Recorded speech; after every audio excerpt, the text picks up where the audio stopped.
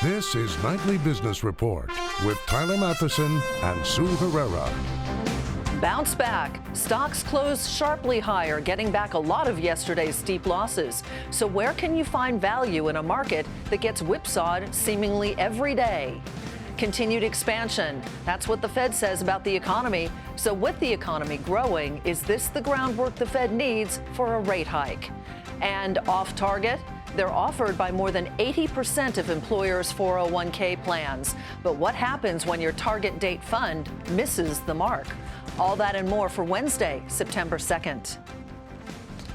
Good evening, everybody, and welcome. I'm Sue Herrera. Tyler Matheson is off this evening. Stocks rebounded solidly from yesterday's sharp sell-off as investors turned their attention to a raft of mostly positive economic data. A couple of pieces offering support early was the strongest pace of productivity growth in a year and a half, along with a drop in labor costs. The private ADP survey of job growth was steady, and that also helped a bit.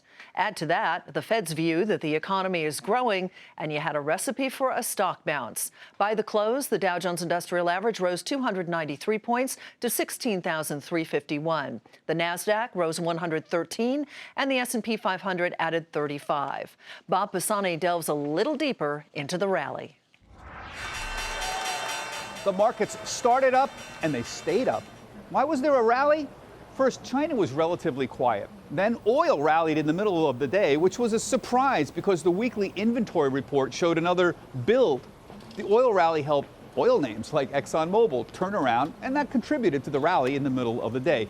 Now, the icing on the cake came in the last half hour when the Dow rallied an additional 100 points. Now, unlike some days in the last couple of weeks, there were no orders to sell stocks at the close.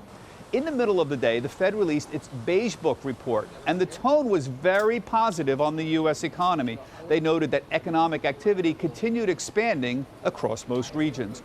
Most traders interpreted this to mean that a rate hike by the Fed in September was definitely not off the table, but the market seemed to shrug off those concerns.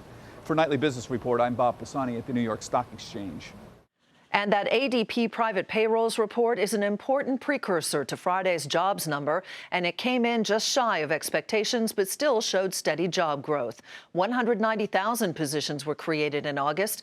Estimates called for 200,000 jobs. The sectors leading the gains were trade, transportation, utilities, and construction. That continued growth in jobs was baked into the Federal Reserve's so-called Beige Book, which gives a snapshot of economic conditions around the country.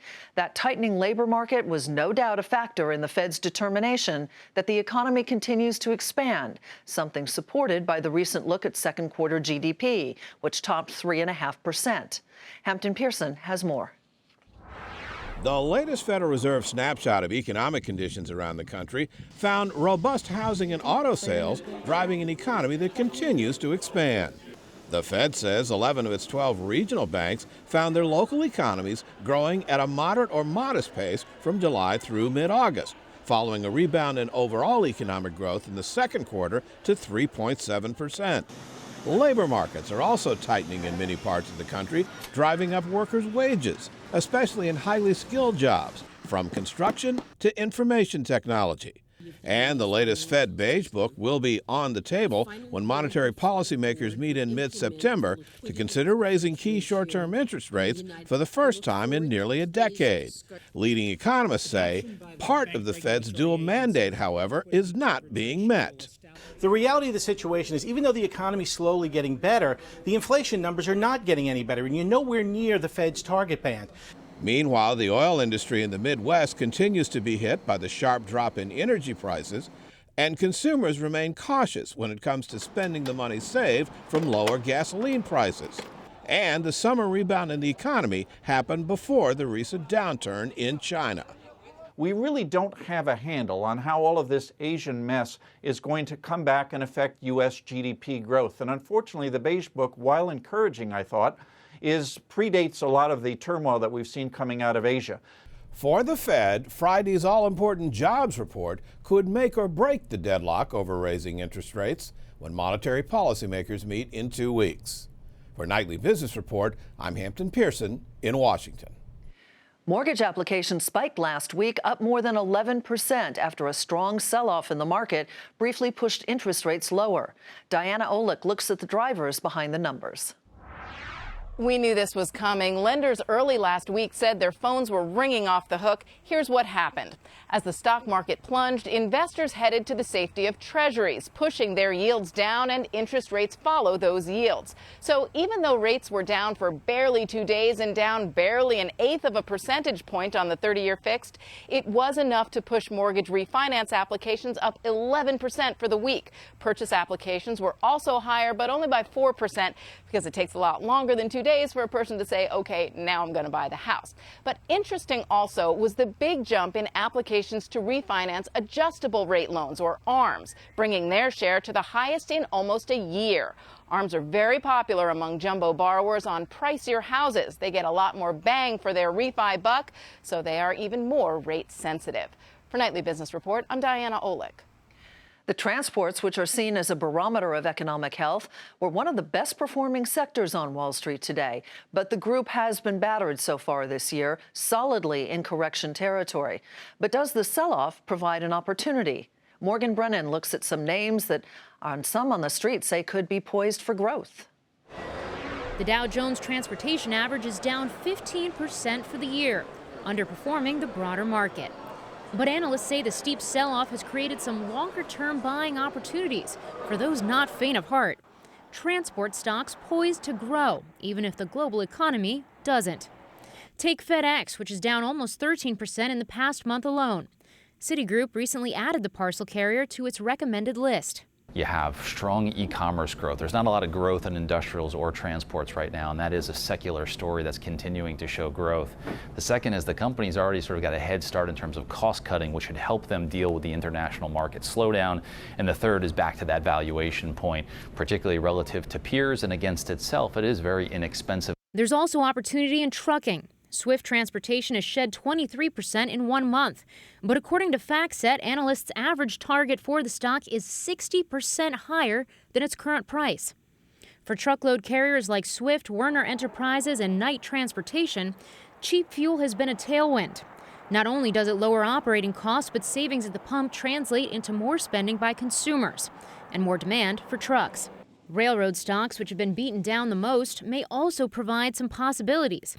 Union Pacific is a name a number of analysts like for the long term. The stock is trading at least a turn below its historical average, and we think as that earnings growth reaccelerates into 2016, there will be some realized value. Plus, Union Pacific has some interesting optionality in terms of balance sheet rewards to shareholders. So we think the company is in a position to accelerate its buyback and ultimately give a little bit of money back to shareholders and generate some growth in this low growth environment.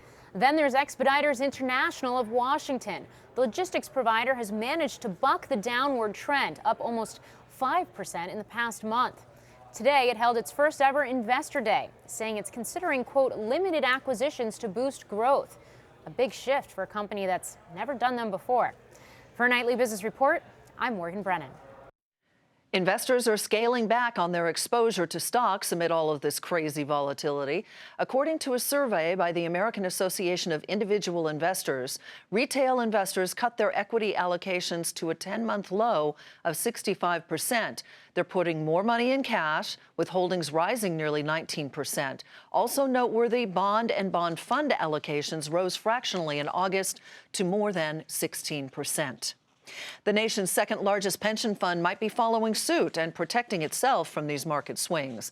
CalSTRS, or the California State Teachers Retirement System, is considering a significant shift away from some stocks and bonds. That's according to public documents. This would be the most aggressive move by a retirement system, as it could shift as much as $20 billion of its portfolio into treasuries. So, where do you find value in this market? Our guest tonight is a value investor, and he says these big moves have presented some selective pockets of opportunity. He is Eddie Perkins, Chief Equity Investment Officer and Portfolio Manager of the Large Cap Value Fund at Eaton Vance. Welcome, Eddie. Nice to have you here. Thanks for having me, Sue. You know, this has been a tough market for a lot of people who want to add to their portfolios, because the fact that markets generally fully valued. Are you now starting to find some pockets of opportunity? we are starting to see some pockets of opportunity. I wouldn't buy the whole market. I think the market broadly is still around fair value. So I think you have to be picky and you have to be selective. Some of the areas where others are seeing value, I am not. So for example, the energy sector, I don't think has washed out yet. I still see further downside in that sector. But I do think in parts of the tech sector, in the consumer discretionary sector, where you have long-term secular megatrends that you can participate in, there are some good values. We'll get to your picks in just a few minutes, but one thing that's been looming large over this market this week is the Federal Reserve. And we got the Beige Book out today. What message did you gain from the Beige Book, if anything at all, as how it pertains to what the Fed's going to do? I think it was further confirmation of what we've been saying all year, which is the U.S. economy is in pretty good shape. It's plodding along steadily, and it looks okay. The consumer side of the economy looks particularly good. In our conversations with company executives, we hear similar messages that the U.S. economy is in pretty good shape. As was said earlier on the program, some of the dislocations and uncertainty in Asia has yet to find its way into the numbers. It may still be too early for that. But everything else being equal, today's Beige report, I think, is another step in the direction of higher rates in a couple of weeks. Okay, let's talk about the stocks. You mentioned the fact that you don't think that energy has hit bottom yet, but one of your picks is Occidental Petroleum. What makes it different than the others? Yeah, it's kind of an in-betweener. So it's neither a major integrated company nor is it a pure play E&P company. It's got elements of both of those businesses. So it often, in a downturn, will trade with the E&P sector and be unfairly punished. It's got a very conservative balance sheet. So we're looking for companies within the energy sector that can play offense amidst the downturn and can do smart things with conservative balance sheets. And I think Oxy is one of the companies that can do that. It has a very attractive dividend yield of 4.3%. So it's a name that we like a lot. Do you think that that dividend is safe? I do. They've got a conservative balance sheet. They can make money at these oil prices. So I think the dividend is safe at Oxy. Let's go on to Kroger, a grocery store, a defensive play certainly, but a very competitive industry. Very competitive industry. They're doing a lot of smart things. They've been in a price war with Walmart for over a decade, but that seems to have come to an end. They're investing in health and natural foods, organic foods. That's driving comp store sales. So it's a very well-run company with growth in front of it, and yet it is, as you said, a defensive stock. We've been surprised how much it's pulled back with the more cyclical parts of the market, and so we think it's a good entry point here to be adding to Kroger positions. And Google is also on the list. You cite the new CFO there as one of the reasons why you like this stock. I do.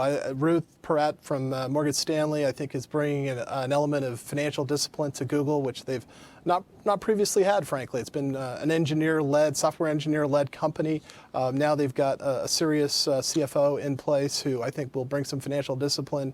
They spend a lot of money in R&D. I think many of those things like driverless cars may eventually bear fruit, so we want them to continue to invest. But they've got $70 billion of cash on the balance sheet. If you net that out of the valuation, it's only at 15 times earnings, which is a market multiple for a company that is growing a lot faster than the broad market. All righty. Thank you, Eddie. We really appreciate your perspective. Eddie Perkins with Eaton Vance. You got it. Coming up, the stage is set for a legal showdown over Uber drivers, and the outcome could have a wide-ranging impact on the sharing economy.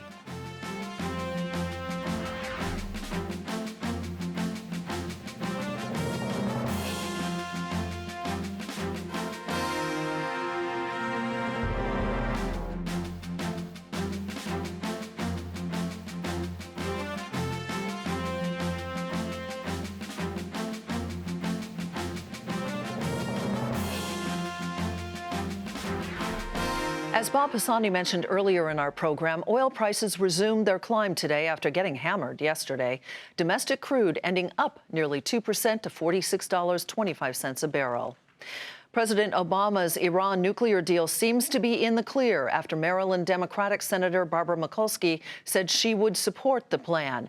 34 senators now support the deal, meaning it will survive any congressional vote.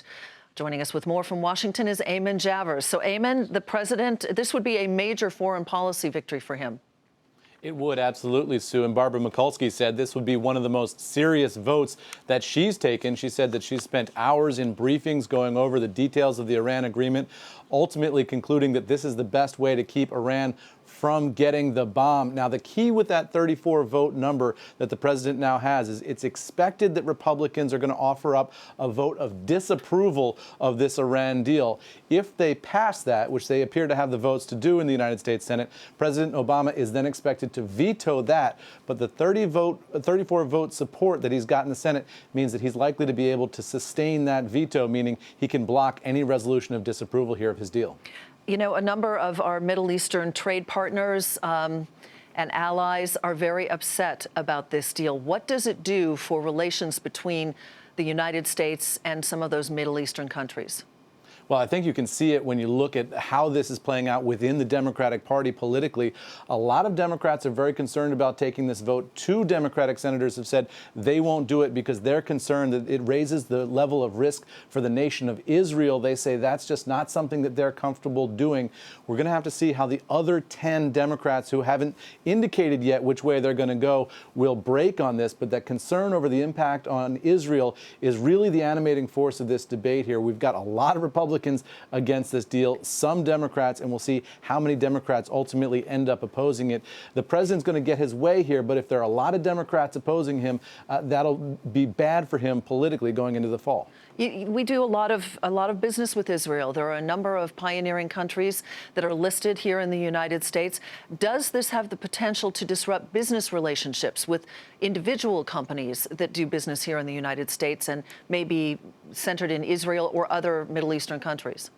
It doesn't seem like it'll have that effect necessarily. And one of the big unknowns here is what the effect of lifting the sanctions on Iran will be over time in terms of business opportunities for Western companies trying to get into Iran. Obviously, when you think of Iran, you start to think about oil and other industries. But the question is, what other kinds of companies might be able to move into the Iranian sphere and start to do business there? And that's one of the big unknowns here. And I think a lot of companies will be approaching that pretty gingerly, at least at first. All right. Eamon, thank you so much, as always. Eamon Javers. DreamWorks could be splitting from Disney, and that's where we begin tonight's Market Focus. According to The Hollywood Reporter, Steven Spielberg's studio, DreamWorks Animation, will part ways with the media giant next year. The company is reportedly in talks with Universal Pictures. Shares were up more than 3.5% to 2015. Universal Pictures is owned by CNBC's parent company, which produces this program. The truck and engine maker Navistar reported its 12th quarterly loss in a row. Results suffered from restructuring and warranty costs. Separately, the firm said the Securities and Exchange Commission is considering penalties against it. This is related to its strategy for complying with emissions regulations. Shares tumbled more than 4% to $16.62. Valeant announced its 8th acquisition of the year. The pharmaceutical company is buying a surgical device maker called Synergetics. The firm makes equipment for ophthalmology and neurosurgery. Valeant shares were more than 3.5% higher to $232.18. Synergetics surged 50% to $659, but it is worth noting that Synergetics is a small cap stock. Amgen had some positive drug data to report today. The firm says its experimental bone density drug was more effective than an Eli Lilly treatment that is already on the market. Separately, a court declined the company's request to block Novartis from launching a copycat version of its drug. The stock was up more than 3% to $152.29. Lannett saw its shares rise after the close after it announced that it will buy the generic drug maker Kremper's Urban for more than $1 billion. Shares surged as much as 20% in after-hours trading. By the close, the stock was unchanged for $47.29. Philip Morris's Indonesian arm is reportedly gauging demand for a rights offering for nearly $2 billion. The cigarette seller is reportedly in talks with investors and could start taking orders by the end of the month. The stock was 1% higher to $78.70.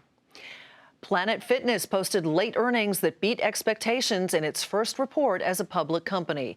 Sales were also better than analysts were expecting. The shares rose initially after hours before falling back. At the close, the shares were up more than 1% to $18.50.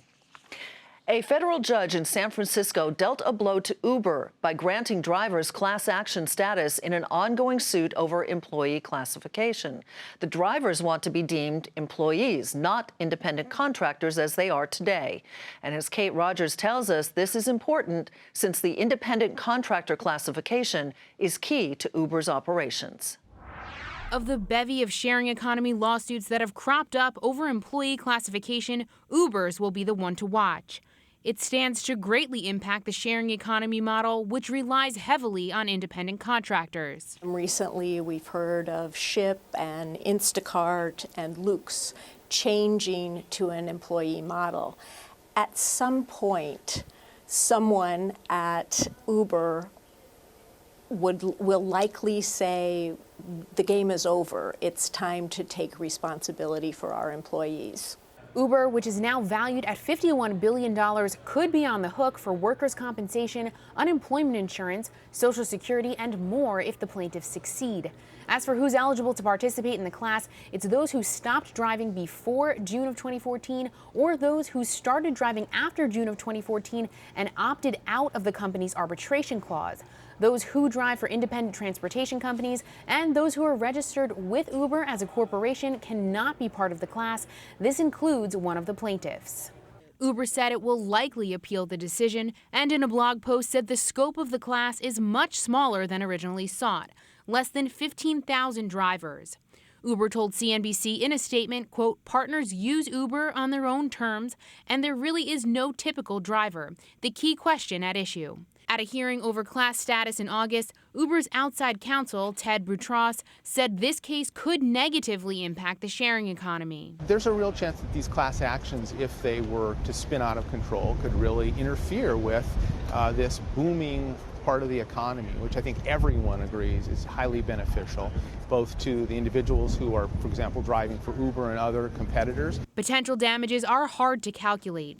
Drivers in the class would be able to recoup tips which Uber advertises as being included in the fare, but according to plaintiff's attorney Shannon Liss Reardon, are not distributed to drivers. More evidence is needed to determine additional reimbursements for gas and maintenance. For Nightly Business Report, I'm Kate Rogers. More than 80% of employers offer target date funds in their 401k plans, and those funds often become the default option for employees. And the recent market swings have taken their toll on some of those funds. So what do you do now? Some thoughts coming up next.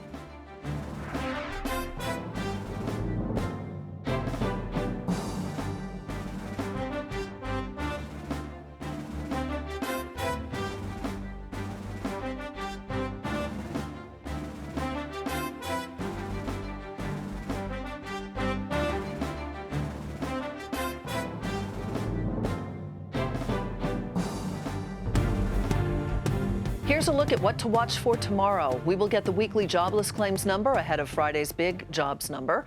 The Challenger job cut report is out, and that's going to tell us where the layoffs are occurring. A read on international trade is also out, and that's what we're going to watch for on Thursday. Recent swings in the markets may have many retirement investors worried as some target date funds miss the mark. It's important since target date funds are popular and are often the default option in many 401k plans. Sharon Epperson, who brought this up last night, joins us with more on that. And they are really popular. They're so popular because they're relatively simple to use. Right. You don't have to think about your asset allocation in a target date fund because it's done for you. It automatically is going to get more conservative over time and move from stocks to bonds. And so those who don't know exactly what funds to pick for their 401k or their retirement plan often opt for target date funds. It does the work for you, basically. Basically, it does that, but you have to pay attention in market volatility to really, at all times, but especially now, to really the funds that are inside that target date fund and how much is allocated to equities versus fixed income. We took a look from Morningstar at some of the funds that they've looked at for those who are retiring this year in 2015. And you look at a fund like the Wells Fargo Advantage Dow Jones 2015 fund, that is mostly in fixed income. That has done significantly better in the recent weeks compared to the Fidelity Freedom Fund there for 2020. So when you look at those, then also take a look at what's happening over a 3-month period or a 5-year period rather. So you have a longer period of time. And there you see that they're more comparable in terms of the gains that you're getting. But the point is that you really need to look at inside these funds because many people don't. I was just that was the next question. Yeah. How many people actually do that? Do we have a gauge? Because you really kind of check the box. That's what most people do. Yeah, that's what most people do. Most people actually don't do anything with their 401k. You know, they figure they're contributing to it, and some people think, well, my company is offering this and they're going to allocate it for me anyway. Right. And it is a default option for many people. But you need to go in there and do your homework and just make sure that it fits what risk you want to take. If you want to stomach the volatility that we're seeing right now, all the stock market volatility, being allocated more into equity and equity funds makes sense. But if you don't, you want to be more in fixed income. You know, a lot of people also have to feel as though they're behind or they have to work longer. Right. So they might want more equity exposure than their age would normally dictate. Very important point, Sue. Really looking through that target date and not to that certain point, because you could spend a decade or more in retirement. And the other important thing to consider is that when you're looking inside these funds, make sure that you understand exactly what the different types of investments are, how much is allocated. There are various mutual funds inside a target date fund. How much are those funds allocated to equities versus fixed income? A little bit of homework for people. Always good advice, Sharon. Sure. You've got it covered for us. Thank you. All right, that does it for Nightly Business Report for tonight. I'm Sue Herrera. Thanks for joining us, and we'll see you tomorrow.